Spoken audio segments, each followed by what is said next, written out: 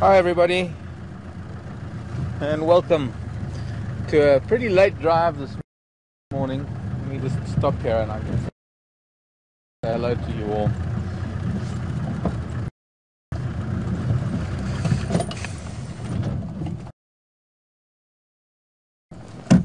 Well, welcome to our morning drive, as late as it is this morning, and there's a reason why we're coming to you late. And we're doing a very special broadcast this morning. It is only a one-off thing. It's not going to happen every day. This is only one day that we're doing this. We are going to be connecting with some people in Johannesburg that are quite important, and to do this we needed to be out at this time because this is a time that they're having a meeting, and we want to showcase what we do here at Djuma and with Wild Earth. And we've been out for about half an hour looking for things. There's been a few things found on the drive this morning, but being a hot day as it is already, it's really starting to cook out here. A lot of the animals that were found this morning have all sought cover and shade, so we've actually found ourselves a group of elephant. I'm trying to get in to see them. Got a group of elephant, and we're going to be staying with these elephant for the next hour or so as part of this broadcast, part of this presentation that we want to do. So let's see if we can find our way into these ellies and sit with them. We're on Mamba Road. We're just close to the little pan on Mamba Road where they've been digging for water. And we get down into the river. I'm hoping that maybe some of them will come back to the river to dig. Well, they don't need to dig. The water's there. It's standing water. But they've dug into the water table and they've exposed some fresh water, which is probably better than the water at Twin Dams, which is not too far away from us. And they're all standing in the shade here. It looks like they could be napping, some of them down in the riverbed. In fact, if we just sit here for now, I think this female might come along with her children. They might come to this water and splash around. Certainly a bunch of ellies around us at the moment.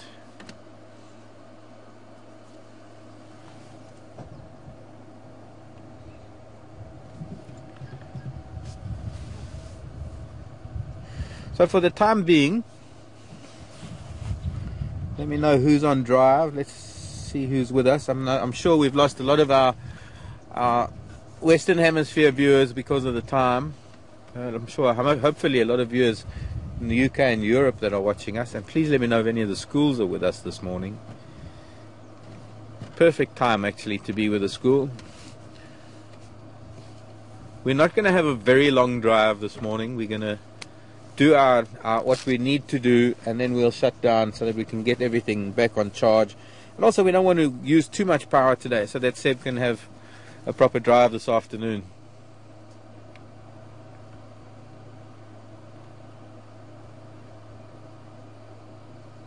Ideally we should have some shade. So should we just move back into that shade there? That'd be great. Would be great, Seb says. I love the sun. I shouldn't be in the sun. I'm not really supposed to be in the sun. I can't.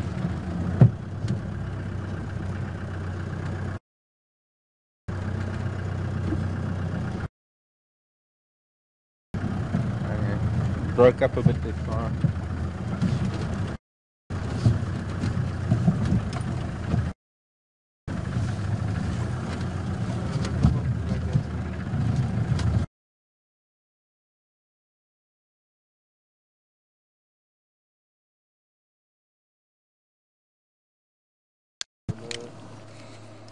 I do.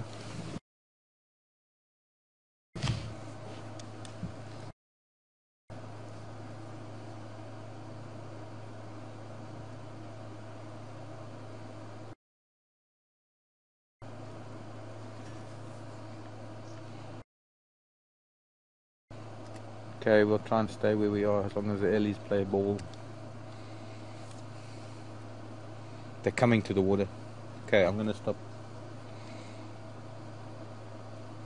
Hi Graham, glad you're with us. Hope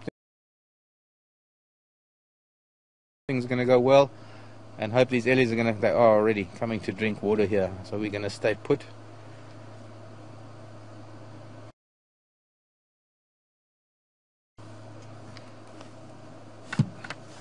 wish I could delay these elephants half an hour.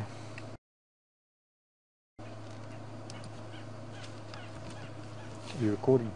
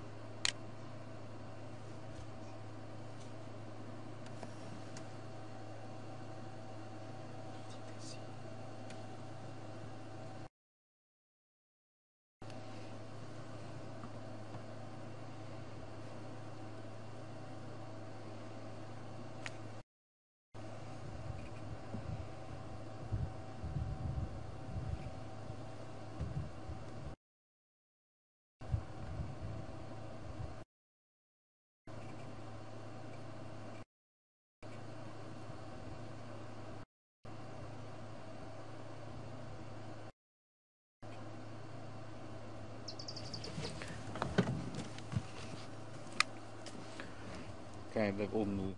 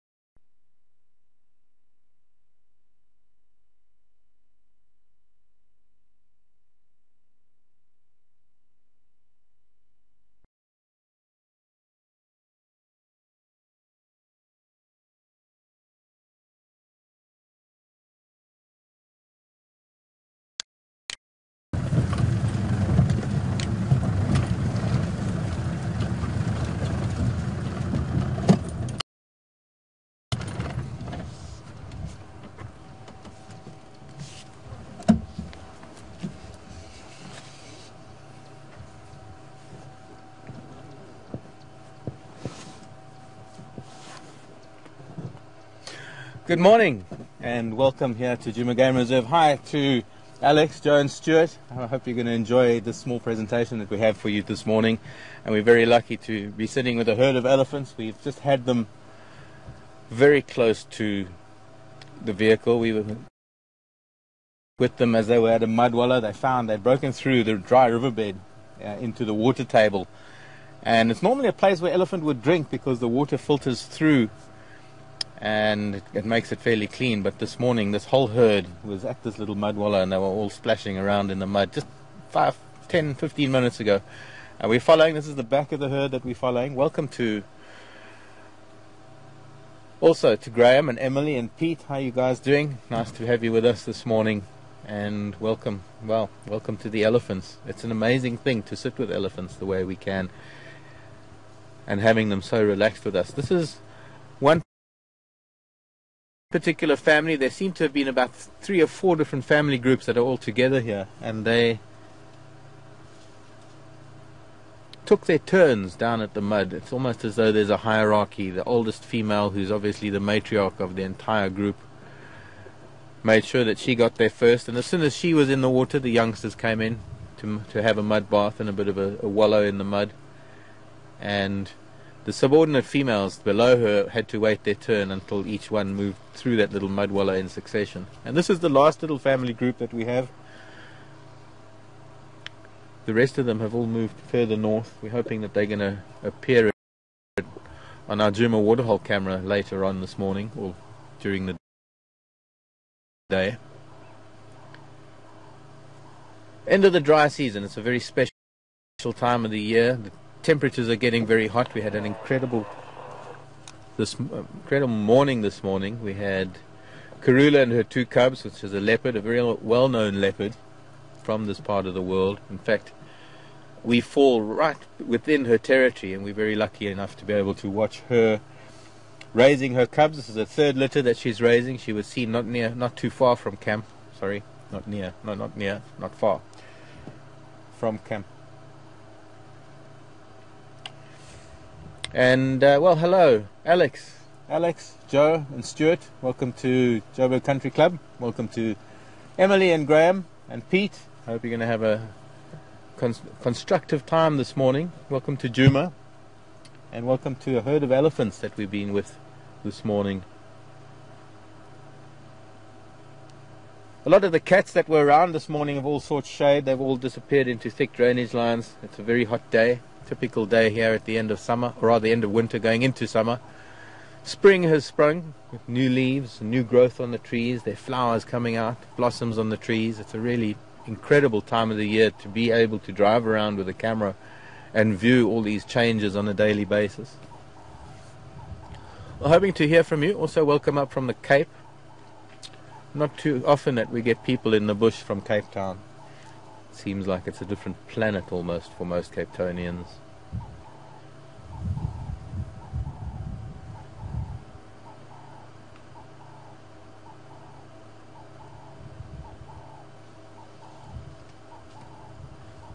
Not too far behind us are a few buffalo. They're in the dry riverbed themselves, probably heading to that little bit of mud. And I'm going to try and follow these ellies. Let's see if we can see. Now they're doing some feeding. So having covered themselves in mud, they're going to spend some time during this heat of the day feeding in the shade. And eventually I'm sure they will get to water at some point again later today.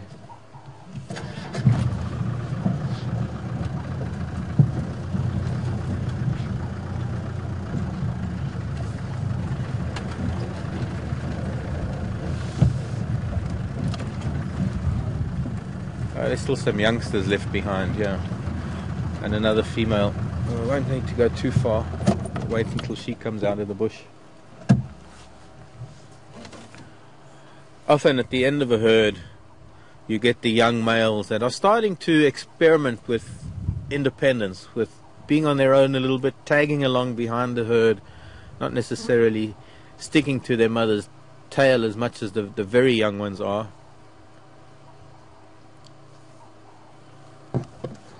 And as they age and go through puberty, in their early teens, they start lagging further and further behind. There's a really beautiful big old lady that's in front of us.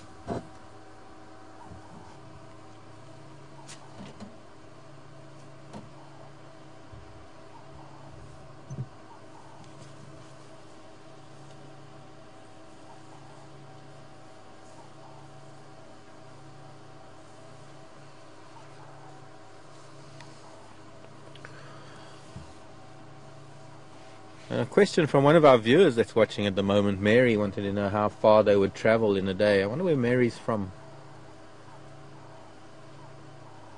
Mary, it depends on so many different factors in terms of how far an elephant herd will travel. In some parts of the world they will travel many miles.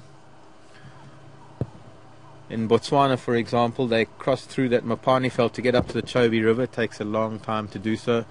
In this part of the world, they won't necessarily have to travel very far at all. In fact, you might find they'll only cover a few hundred meters in a day. It depends on the availability of vegetation.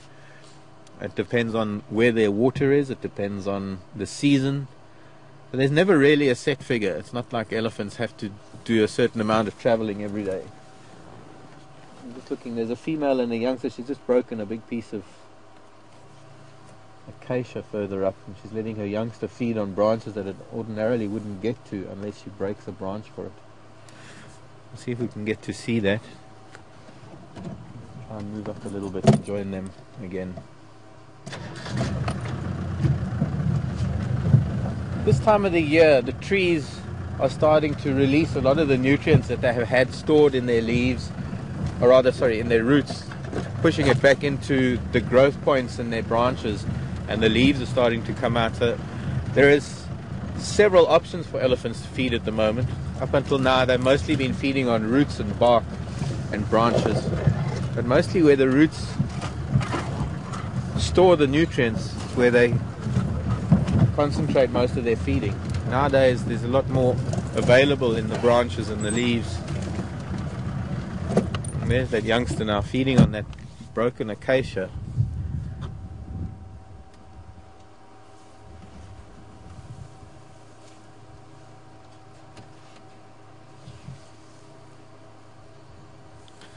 Jilly. Hello Jilly in England. I need to know how many elephants herds there are close by at any one time. An impossible answer to that, Jilly. Wait, she's pushing a big acacia now. Wow, should we go forward and see that? It's a bit elastic. We've got another big female just next to her. She won't mind. Oh, it's not, it's a young bull. Jilly, it's impossible to tell without taking an aerial view of things. One has to consider that there are approximately 15,000 elephants in Kruger. I don't know how many herds that would constitute, or family groups. No, she's pushed it. It's probably, she hasn't broken it, she's just pushed it over, so it probably will still grow. Sorry, Seb, we got a little forward.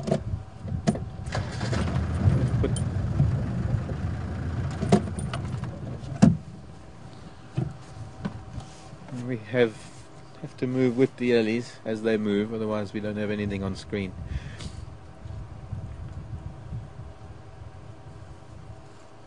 And some impala rams. In fact, there's that one ram we know with a broken horn.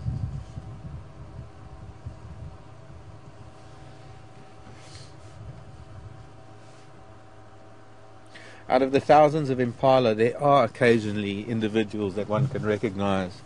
And that was an impala that had a very strange curve to his right horn when we first saw him, and it broke during a rutting season one year.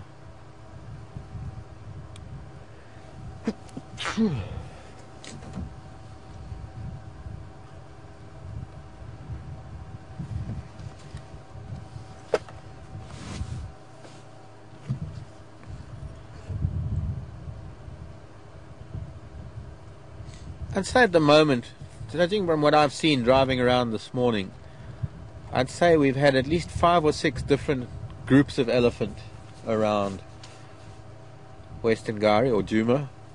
A lot of them have crossed our boundary, and this particular herd's got to be about 20-25 individuals. We've had herds of up to 50 odd, but they don't necessarily all stay together in these large numbers. These large numbers are family groups coming together for some socializing, and that could take place over a few minutes, could take place over a couple of days, and then the females go off with their individual offspring, and sometimes you might only see one female with her immediate family rather than linking up with her extended family. There are a couple of sub-adult bulls wandering around with this group. They might be sons of some of the older females that are joining up again and just tagging along and socializing. There are no strict rules in elephant society, other than the female groups are mainly females with their youngsters, and sub-adult males or juveniles, males that are puberty age and less. Now, in terms of puberty, they go through puberty at very much the same age as us humans. There's so many things on a par with us humans that, to me, these are just people in elephant bodies. And there's a giraffe behind that ellie.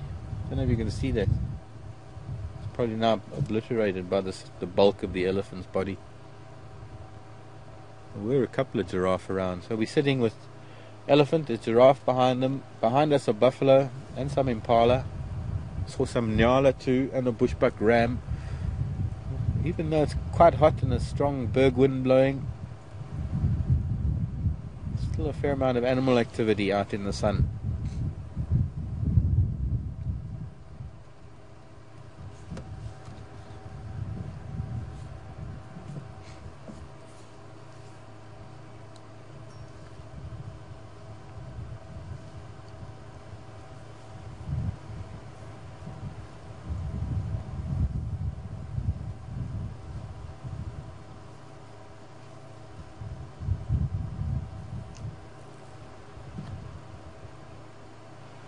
Jody. Hello, Jody. In New Mexico. Another difficult question to answer, but what would what would an elephant's favorite food be at this time of the year? Well, I think we're seeing her feeding on perhaps one of them. This is one of the acacias with all its new growth. I would say that possibly, things like the new growth, I wouldn't say one species in particular, but I would say a lot of the new growth would be what elephants are aiming for at the moment. Whether it's the new leaves on this acacia, or the flowers on some of the bush willows, or the knobthorn flowers.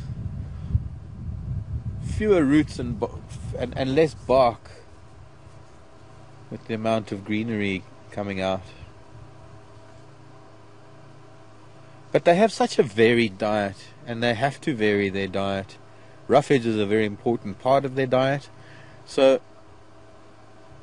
in terms of what their favorite is, I suppose maybe some of the acacias, because they're a bit sweeter. The green grasses aren't out yet. The rains will come, and when the green grasses start growing again, there'll be certain types of grasses that they will go for. But at the moment, it looks like, judging by the amount of acacias just in this immediate vicinity that I'm seeing that have been broken, of the same type of acacia, they seem to be enjoying the new leaf growth on it.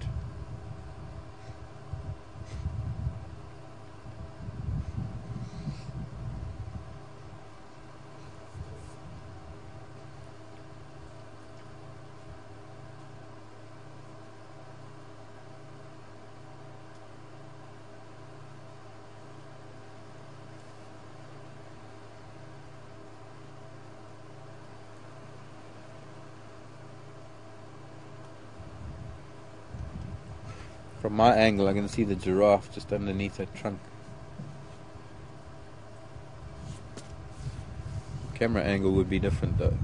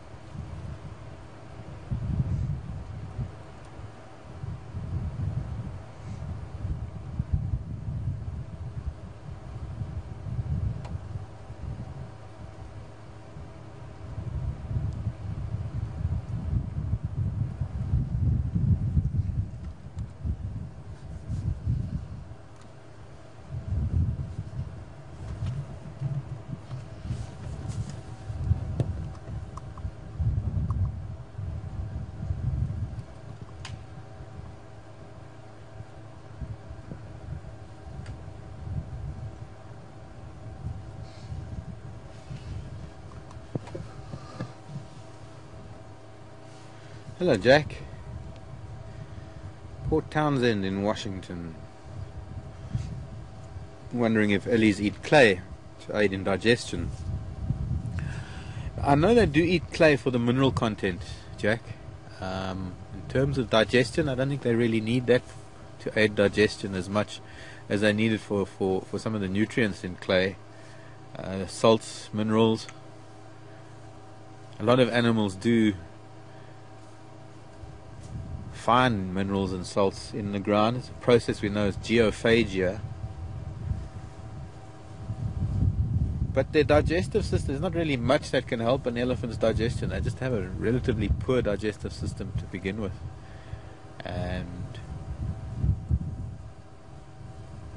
feeding is the only way to aid digestion. There's constant feeding and ensuring that there's a fair amount of roughage that goes with that diet. And it's the roughage that helps to push undigested materials through the gut and make room for more.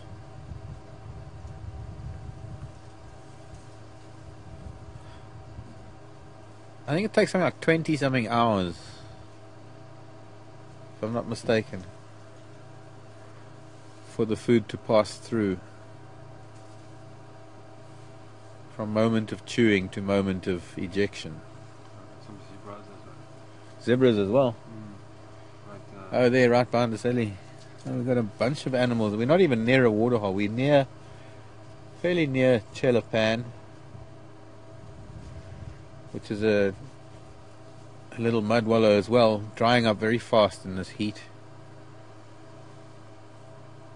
But a lot of animals enjoying each other's company. I wouldn't say enjoying each other's company from an enjoyment point of view, but enjoying the fact that there are many more ears and eyes and noses around. Giraffe are known for their good eyesight. Elephant not. Elephant have good hearing. Zebra, pretty good hearing, pretty good sense of smell. Not such bad eyesight. But somehow they all complement each other, and they find comfort in the fact that there are so many different species around. And of course, this time of day, less likelihood of predators. It allows them to relax a lot more and feed better.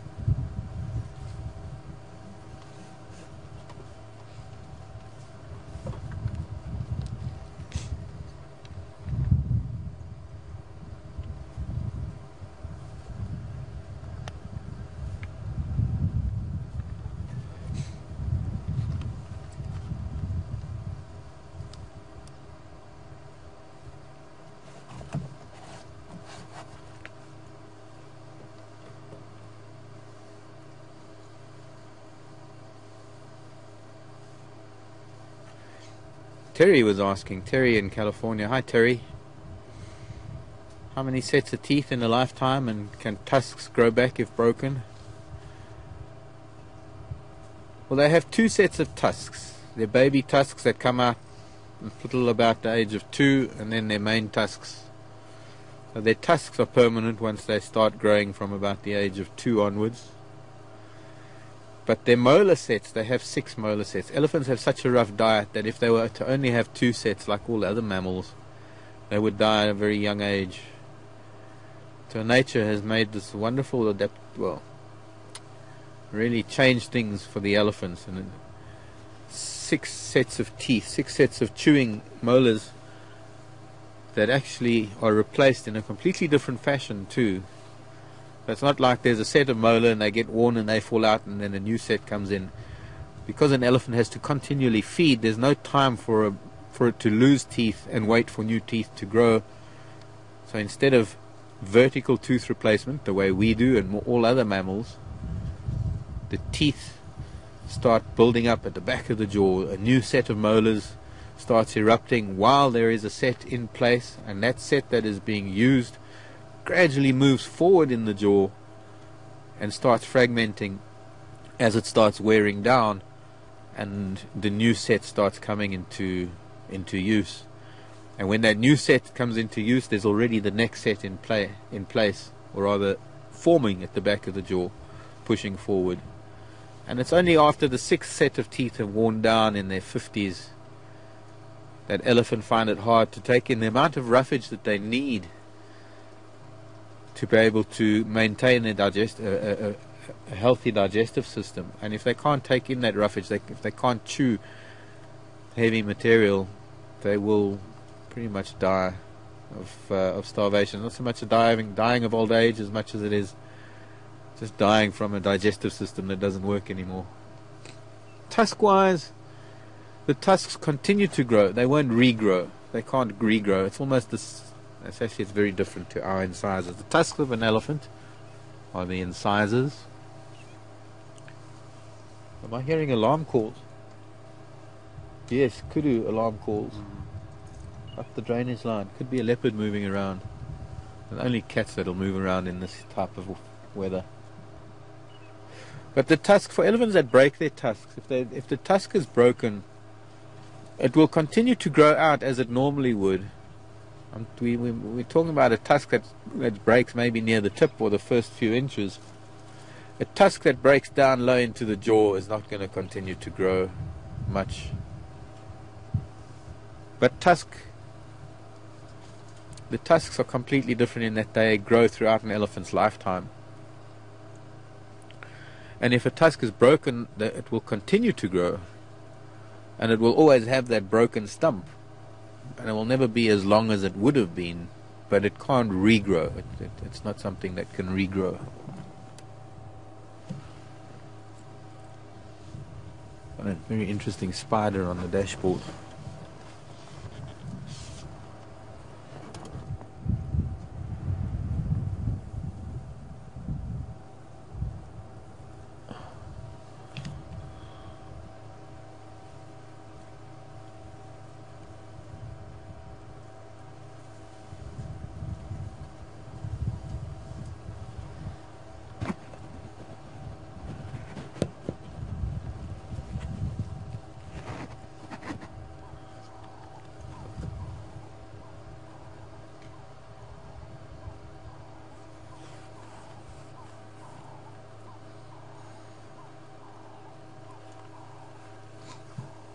Hello, Sally. Over in Oregon. Oh, those kudu are making a noise. Sally wants to know if elephants ever chew bones like giraffe and kudu do to get calcium. I've never seen it, Sally. I don't think their teeth could handle it.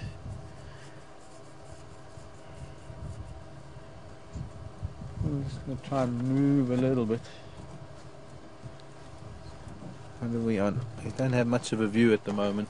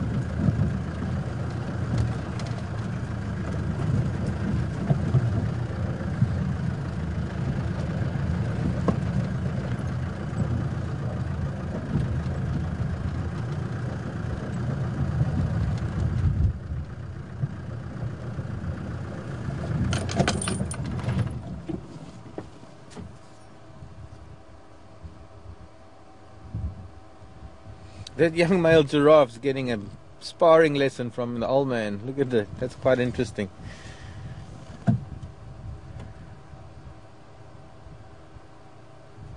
We see that with impala sometimes. We don't get to see this very often. An old giraffe giving a young bull a little bit of a lesson.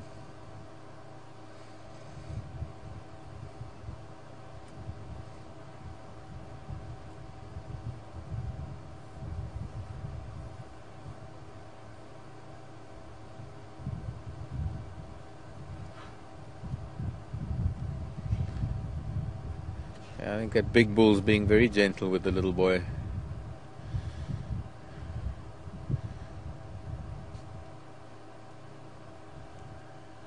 And the zebra playing referee. The zebras have got the right colours to be referee.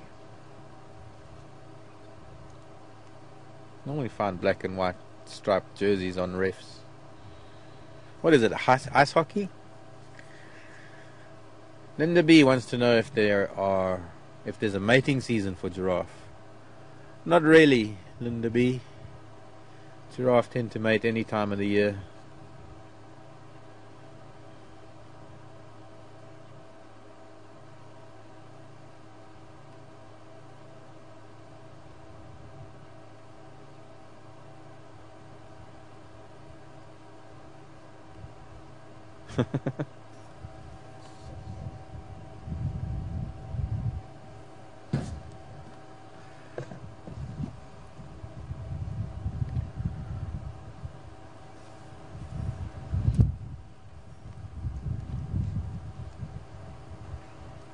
Now these were two adult bulls vying for the attentions of a female, and that'll happen when a female is in estrus, and the estrus scent of a female will trigger the competitiveness in these bulls. And we're sitting here with four bulls, if I'm not mistaken, small bachelor group. But if there were two adult bulls that were easily, well matched, one is not likely to find one of them giving up. And this kind of head bashing can get very intensive and quite dangerous. And here's a bigger, older bull coming along. I wonder if he's going to say, let me show you how it's done.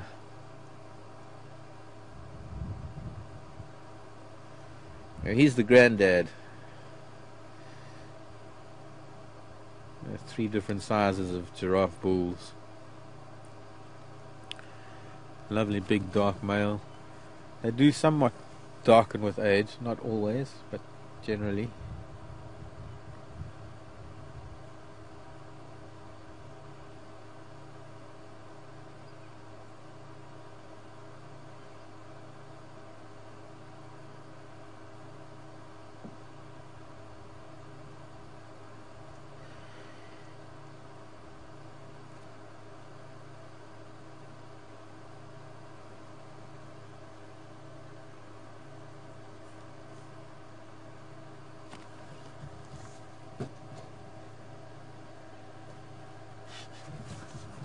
Maybe just move forward a few inches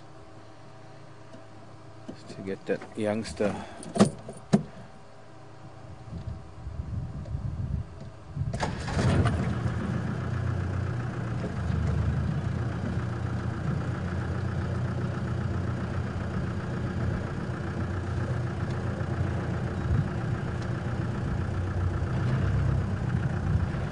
Hello everybody.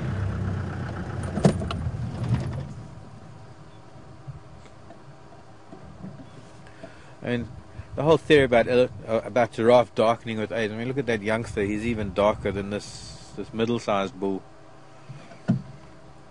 A lot of it has got to do with genetics and pigment.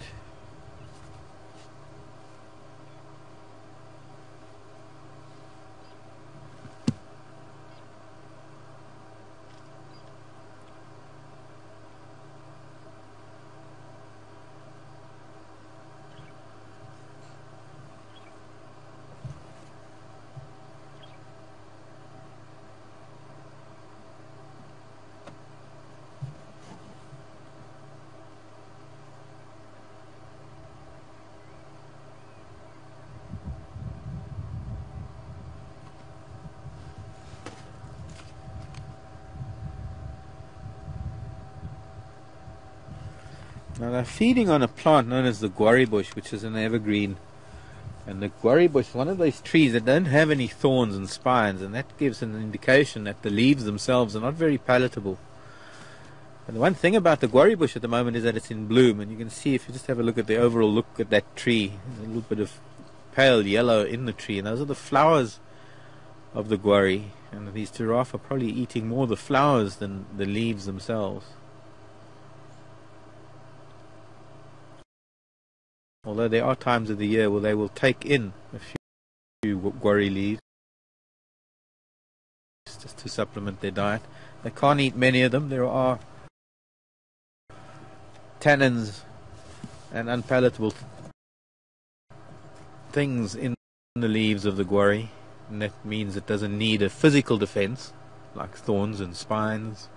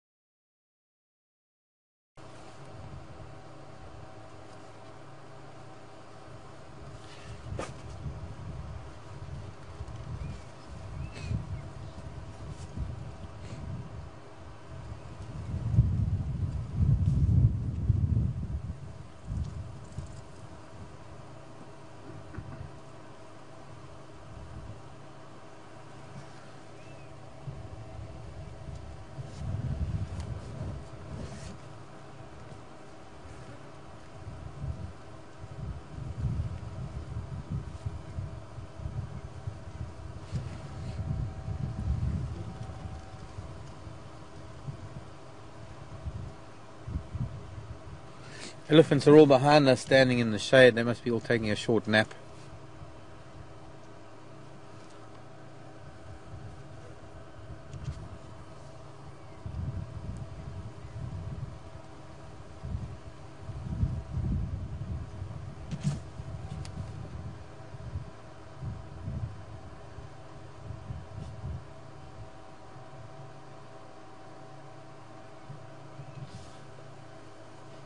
Well, question in Amsterdam now. Hello, Nook.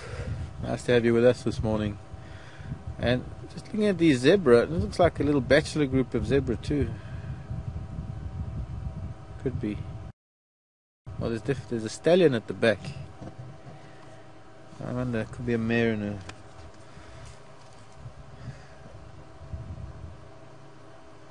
that is a mare in front.